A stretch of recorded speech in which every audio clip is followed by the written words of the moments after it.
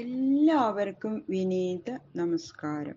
ശ്രീമദ് ഭാഗവതം ദശമസ്കന്ധമധ്യായം 12 ശ്ലോകം 41, 42, 43, 44 4 ശ്ലോകങ്ങളെ ഇന്ന് നമുക്ക് നോക്കാം. ഭഗവാന്റെ കഥകള് ഇനിയും കേൾക്കണമെന്ന് വല്ല മോഹം പരീക്ഷിത് മഹാരാജാവിന്. എത്ര കേട്ടാലും അദ്ദേഹത്തിന് അത് മതി വരണില്ല. അങ്ങനെ ഓരോ വാചകവും അങ്ങനെ അത്രയും ശ്രദ്ധയോടുകൂടി കേൾക്കുന്ന ശ്രോതാവാണ് അദ്ദേഹം. ഈ അഘാസുരമോക്ഷം കഥ 1 വർഷം കഴിഞ്ഞിട്ടാണ് കുട്ടികളെ ഗൃഹത്തിൽ ചെന്ന് പറഞ്ഞത് എന്ന് അങ്ങ് പറഞ്ഞല്ലോ. അത് എന്തുകൊണ്ടാണ് അങ്ങനെ സംഭവിച്ചത് പറഞ്ഞു തരണേ. ഭഗവാന്റെ കഥകള് കേൾക്കാനുള്ള ഭാഗ്യം ഞങ്ങൾക്ക് ഉണ്ടായല്ലോ എന്നെല്ലാം പറയുന്നു. ആ ചോദ്യത്തിന്റെ ഉത്തരം അടുത്ത അധ്യായത്തിലാണ് ശ്രീ ശുകബ്രഹ്മർഷി പറയുന്നതായിട്ട് അടുത്ത അധ്യായത്തിലാണ് അതിന്റെ മറുപടി പറയുന്നത്. ഇപ്പൊ 4 ശ്ലോകങ്ങള് നമുക്ക് കേൾക്കാം.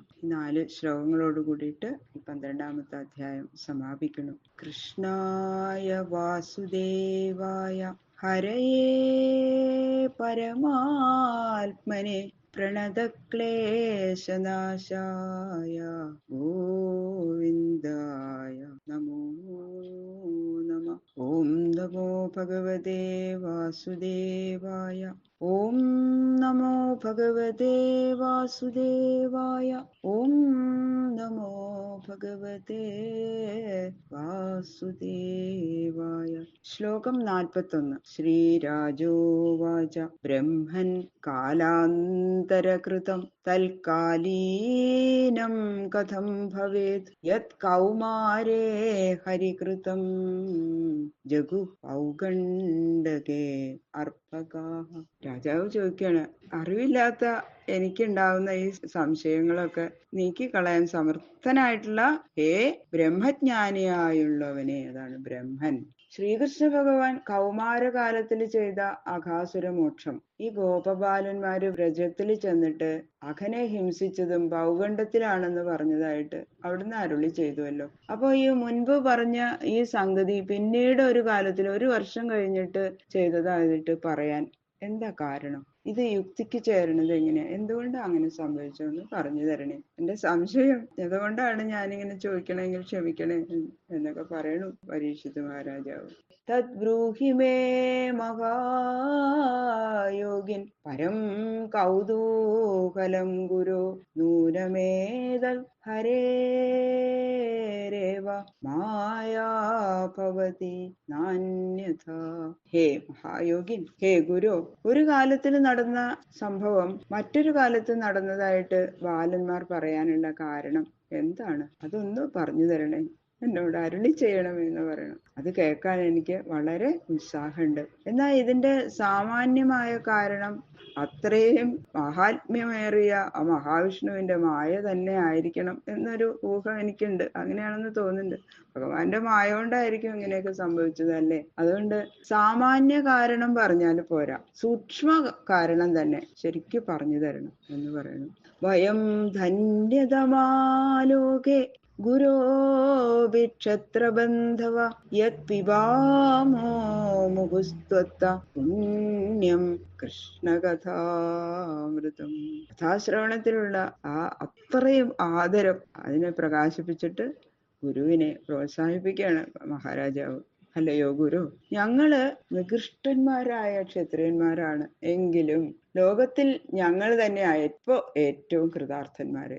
എന്തുകൊണ്ടെന്നാൽ ഈ മോക്ഷത്തിന് പ്രതിബന്ധനമായിരിക്കുന്ന അറിവില്ലായ്മയെ, അജ്ഞതയൊക്കെ നശിപ്പിച്ച് ഹൃദയശുദ്ധി ജനിപ്പിക്കുന്നതും ജനന മരണാദി ദുഃഖങ്ങളെ തീരെ നശിപ്പിച്ച് പുനരാവൃത്തി രഹിതമായിരിക്കുന്ന ആ പദവി നൽകുന്നതുമായ ശ്രീകൃഷ്ണ കഥാമൃതം അവിടുത്തെ മുഖാംബുജത്തിൽ നിന്ന് ഒഴുകി വരണത് വീണ്ടും വീണ്ടും ആസ്വദിക്കാൻ ഞങ്ങൾക്ക് ഭാഗ്യം സിദ്ധിച്ചുവല്ലോ. ഞങ്ങൾ കൃതാർത്ഥരാണ്, ഞങ്ങൾ ഭാഗ്യവാന്മാരാണ്. അതെന്തുകൊണ്ടാന്ന് വെച്ചാൽ ഈ രാജാക്കന്മാർക്ക് യുദ്ധമൊക്കെ ചെയ്ത് അനേകം ജീവജാലങ്ങളെയൊക്കെ ഹനിക്കേണ്ടി വരും. അപ്പൊ അവർക്ക് ആരെയും ഹിംസിക്കാതെ, യുദ്ധം ചെയ്യുമ്പോൾ അവർക്ക് ഹിംസിക്കാതെ പാപം ചെയ്യാതെ ജീവിക്കാൻ അവർക്ക് സാധ്യമല്ല. അപ്പൊ അതുകൊണ്ടാണ് നികൃഷ്ട ജീവികളാണ്, ഞങ്ങൾ പാപം ചെയ്യേണ്ടി വരണവരാണെന്ന്. അതുകൊണ്ടാണ് ക്ഷത്രിയ അധമന്മാരെന്ന് പറഞ്ഞത്. മാത്രമല്ല വിനയം, അദ്ദേഹത്തിന്റെ വിനയം അല്ലെ, ഞങ്ങൾ നികൃഷ്ടരാണ്, ഞങ്ങളൊന്നും അല്ലാത്തവരാണെന്ന് പറയുന്നു.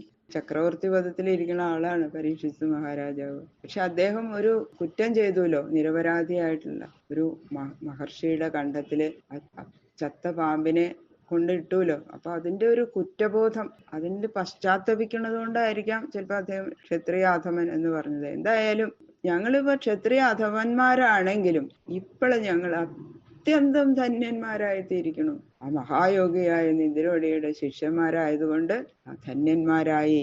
സൽഗുരു ലാഭത്തെക്കാളും ഇത് വേറൊന്നും ലഭിക്കേണ്ടതായിട്ടില്ല. അതിലും വിശേഷിച്ച് ആനന്ദസ്വരൂപനായ ശ്രീകൃഷ്ണന്റെ കഥ കേൾക്കാനിട വന്നത്. അതുകൊണ്ട് ഞങ്ങൾ ധന്യരായി. ഇത്രയും ഭാഗ്യം ഞങ്ങൾക്ക് ലഭിച്ചുല്ലോ എന്ന് പറയണു പരീക്ഷ മഹാരാജാവ്. സൂത ഉവാച ഇത്തം സ്മ പൃഷ്ട സദുപാദരായണി തൽസ്മാരിതാനന്ദഹൃദാഖിലേന്ദ്രിയ കൃച്ഛ്രാൽ പുനർലബ്ധ ബഹിർദൃശിശനൈഃ പ്രത്യാഗതം ഭാഗവതോത്തമോത്തമ. സൂതൻ പറയണു, അല്ലയോ ഭഗവത് ഭക്തന്മാരിൽ വെച്ച് ഏറ്റവും ശ്രേഷ്ഠനായ ശൗനക, ഇങ്ങനെ മുകളിൽ പറഞ്ഞ പോലെ പരീക്ഷിത്ത് മഹാരാജാവ് ചോദിച്ചപ്പോൾ അനന്ത കല്യാണ ഗുണധാമാവായിരിക്കുന്ന ശ്രീകൃഷ്ണനിൽ തന്നെ മനസ്സ് ലയിച്ചത് കൊണ്ട് ശ്രീശുക ബ്രഹ്മർഷി ദൃഢമായ സമാധിയിൽ അങ്ങോട്ട് ലയിച്ചു. ഇതങ്ങനെ ഭഗവാനെ കുറിച്ച് ഭക്തി വർദ്ധിച്ചു വർദ്ധിച്ചു ഭഗവാന്റെ മഹാത്മ്യം കേട്ടിട്ട് മതിയായില്ല. അത് തന്നെ ഇനിയും പറഞ്ഞു തരുമെന്ന് പറഞ്ഞു. അദ്ദേഹത്തിന് ഭഗവാനെ പറ്റി പറയുമ്പോ തന്നെ ഇടയ്ക്കിടയ്ക്ക് ഇങ്ങനെ സമാധി വരും. അപ്പൊ പരീക്ഷിത്ത് മഹാരാജാവ് ഉണർത്തും. അങ്ങനെ പതിവ്. അതുപോലെ ഇപ്പോഴും അദ്ദേഹം ദൃഢമായ ആ സമാധിയിൽ അങ്ങോട്ട് ലയിച്ചു. കുറച്ചു നേരത്തേക്ക് ഒന്നുമില്ല, അനക്കല്ലേ. നേത്രാദികളായ ഇന്ദ്രിയങ്ങളിൽ കൂടി പുറത്തേക്കുള്ള മനസ്സിന്റെ സഞ്ചാരം വിശേഷം അടങ്ങി ഗംഭീരമായ ബ്രഹ്മാനന്ദ സമുദ്രത്തിൽ അങ്ങോട്ട് നിമഗ്നനായി. ഒന്നും സംസാരിക്കാതെ ചേഷ്ടനായിട്ടിരുന്നു. എന്തൊക്കെയോ സംഭവിക്കണമെന്ന് അറിയില്ല. അദ്ദേഹം അങ്ങനെ ബ്രഹ്മാനന്ദത്തിൽ ലയിച്ചങ്ങനെ ഇരിക്കുകയാണ്. മനസ്സിലായി പരീക്ഷിത്ത് മഹാരാജാവിന്. ആ സമയത്ത് പരീക്ഷിത്ത് അദ്ദേഹം സമാധി ലക്ഷണം കണ്ട അദ്ദേഹത്തിന് അറിയാലോ. സന്തോഷം, അത് കണ്ടിട്ടുള്ള സന്തോഷം കൊണ്ട് സ്തോത്രം, നമസ്കാരം, വാദ്യം മുതലായവ ഉച്ചത്തിൽ അങ്ങോട്ട് പ്രയോഗിച്ചു. ഉറക്കെ നാമം ചോദിക്കാൻ തുടങ്ങി, സ്തോത്രങ്ങൾ ചെല്ലാൻ തുടങ്ങി, വാദ്യങ്ങൾ ഉറക്കെ ശബ്ദിപ്പിക്കാൻ തുടങ്ങി. അപ്പോഴേ അദ്ദേഹം ഉണരുള്ളൂ. അങ്ങനെ കുറെ നേരത്തേക്കൊന്നും യാതൊരു അനക്കമില്ല. കുറെ നേരം കഴിഞ്ഞപ്പോ മെല്ലെ എന്തോ കൺമിഴിച്ചു അദ്ദേഹം, ശ്രീശുക ബ്രഹ്മർഷി. അങ്ങനെ കുറെ നേരം കഴിഞ്ഞ് പതുക്കെ ബാഹ്യ വസ്തുക്കള് കാണാനും കേൾക്കാനും തുടങ്ങി. അപ്പൊ ഇതിനു മുമ്പ് ആ ശ്രീശുക ബ്രഹ്മർഷി പലപ്പോഴും സമാധിസ്ഥനായിട്ടുണ്ട്. അപ്പോഴൊക്കെ ഇതേപോലെ വാദ്യാദി പ്രയോഗങ്ങൾ കൊണ്ട് പ്രയാസപ്പെട്ടാണ് അദ്ദേഹത്തിന് ഉണർത്തുന്നത്. ആ ബ്രഹ്മാനന്ദ സമുദ്രത്തിൽ മുങ്ങിപ്പൊങ്ങിയ ആ യോഗീശ്വരൻ മഹാഭക്ത ശിരോമണിയായ പരീക്ഷത്തിനോട് അദ്ദേഹത്തിന്റെ ചോദ്യത്തിന് ഉത്തരം താഴെ പറയും വിധം പറഞ്ഞു എന്ന് പറഞ്ഞിട്ടാണ് ഈ അധ്യായം നിർത്തുന്നത്. എന്തായാലും ആ ശ്രീശുക ബ്രഹ്മർഷിയുടെ ഒരു അവസ്ഥ ഈ 12ാമത്തെ അധ്യായം ആ ശ്രീകൃഷ്ണ ഭഗവാന്റെ ശ്രീപാദങ്ങളില് സമർപ്പിക്കുന്നു.